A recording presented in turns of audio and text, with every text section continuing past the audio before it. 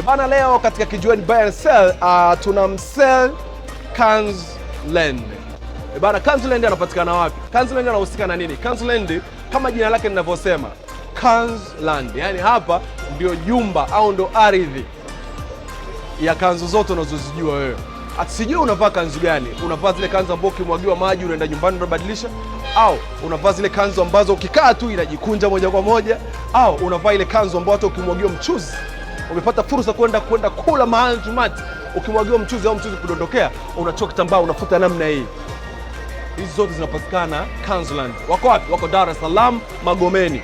Wewe sasa, kuna wale ambao mnasema mkivaa viatu vinawasumbua. Kanzland wana sendo bora na quality kwa ajili yako. Hakikisha mwezi huu wa Ramadhani baada ya kuisha, tunakwenda kwenye Idi, hakikisha unachagua the best kanzu ya kuvaa ili uweze kupendeza kutokana na siku hiyo inavyokuwa. Amba ni hawa hapo, wafuatie kwenye Instagram. Lakini ukienda pale ukisema nimepata ujumbe huu kutoka Kijiweni Buy and Sell, kutoka kuna punguzo kubwa sana ambalo linafanyika juu yako.